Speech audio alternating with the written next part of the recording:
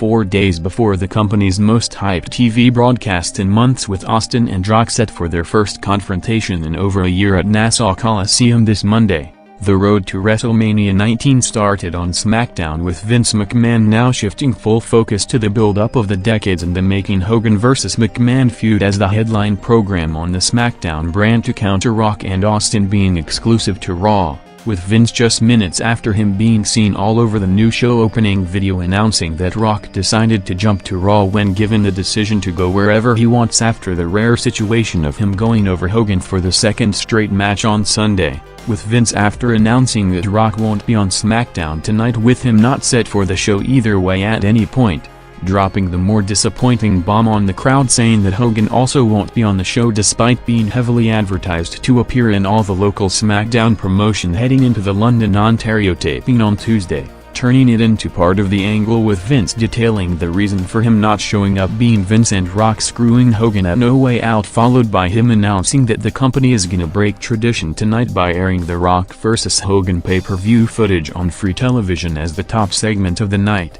opening SmackDown at 5.1 million viewers, with Hogan's no-show leading to major heat on the company from the Canadian crowd due to him being advertised as the top name of the show all the way to Tuesday morning, despite the company knowing well in advance that Hogan won't be there on the night. As with Vince telling the crowd that Hogan had a family emergency involving his son, the actual reason for his absence ended up him going to a Universal Studios talent competition with his daughter Brooke, with him in a radio interview a day earlier noting that the company knew of the appearance 2 weeks in advance, and with Hogan set to return next week, another more serious no-show on the night that probably won't be on television for the next year saw Edge getting the worst-case scenario result from his MRI test, with him set for neck surgery in a major blow for the company, with him one of the biggest beneficiaries from the brand split concept and a step away from potentially being elevated to the main event, with Edge, who is set to join the worryingly growing list of major names getting the same neck surgery at Dr. Youngblood, following Austin, Benoit, Rhyno, Holly, Scotty and Lita in the past 2 years,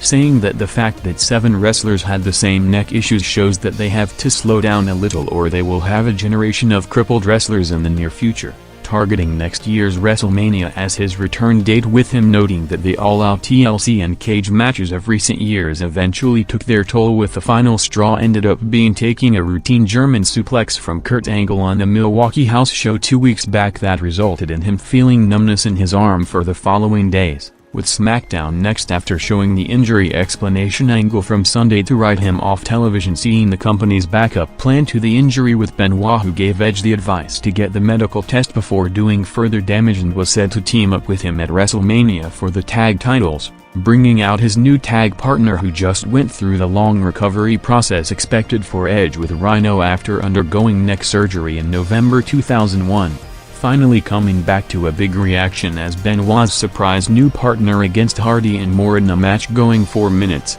peaking the first hour with over 5.8 million viewers, with Rhyno and Benoit going over to set up their spot on the WrestleMania pay-per-view.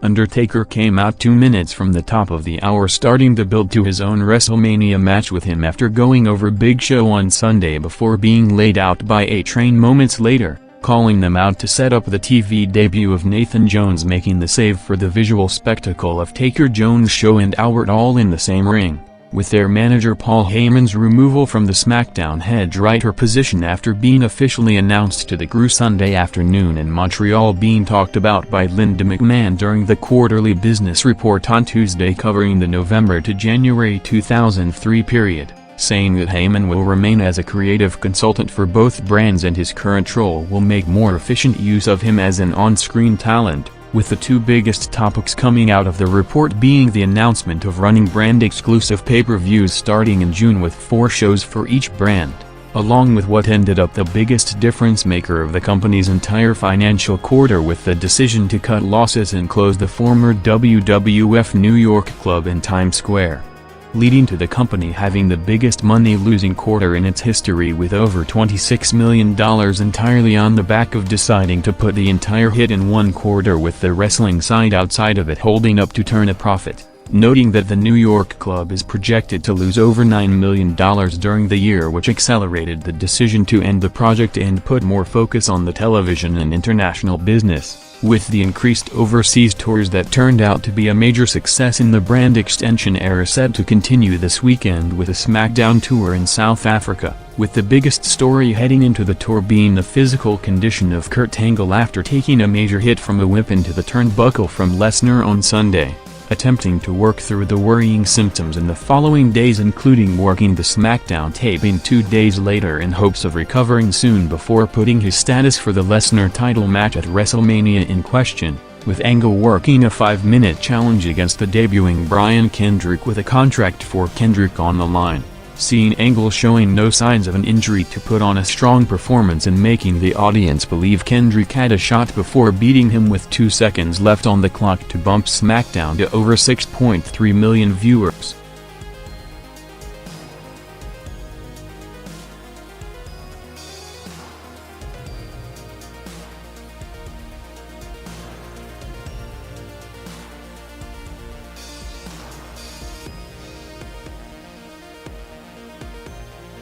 After heavily hyping the footage since Vince's announcement in the opening quarter, heel referee Sylvain Grenier came out to introduce the promoted world broadcast premiere of The Rock vs. Hogan match on network television, showing the final 5 minutes of the match with Rock going over in a swerve from McMahon and the referee, along with Vince and Hogan's post-match angle being titled as the lead article on the company website during the week as Montreal Screwjob 2 in the first pay-per-view from the building since 1997. With the unique segment of airing the top attraction from a major pay-per-view for free just 4 days later, and with strong viewership history for airing pay-per-view matches on television, most notably WCW drawing a record audience for airing the full Hogan and Rodman vs. Page and Malone match in July '98. Seeing the quarter peaking with over 6.5 million viewers in one of the most watched segments of the year, with Hogan, who went into the match with major back issues, in an interview minutes later saying that everybody is already looking ahead to Hogan vs. McMahon at WrestleMania, but the status of the match depended on how his back would hold up when taking the first bumps from Rock's punches and the early exchanges,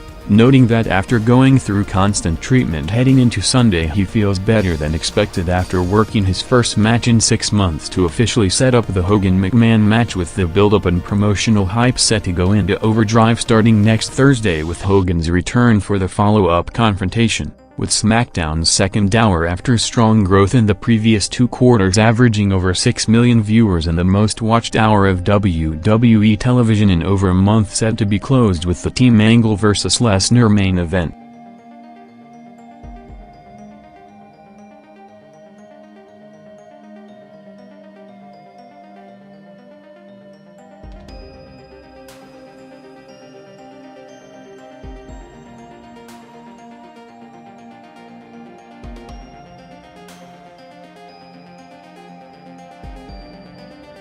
Lesnar vs. Haas and Benjamin went 8 minutes over the final quarter, with Lesnar going over to set up next week's main event with a shot at any member of Team Angle in a cage match, with the company after also debuting the official WrestleMania 19 theme song by announcing Limp Bizkit to perform it on the show in person at Safeco Field, again teasing giving away the first Angle vs. Lesnar match on television, with Brock instead choosing Heyman to set up Lesnar vs. Heyman in a cage for next Thursday. Seeing SmackDown coming off No Way Out on the back of the strong second hour, averaging 5.7 million viewers in its most watched broadcast since the last post-pay-per-view show 4 days after the Royal Rumble on January 23, with hopes of the product heating up further, starting with the massive hype heading into this Monday at Nassau Coliseum, with the first time both Steve Austin and Rock are set to be on the same show in exactly a year since early March of 2002.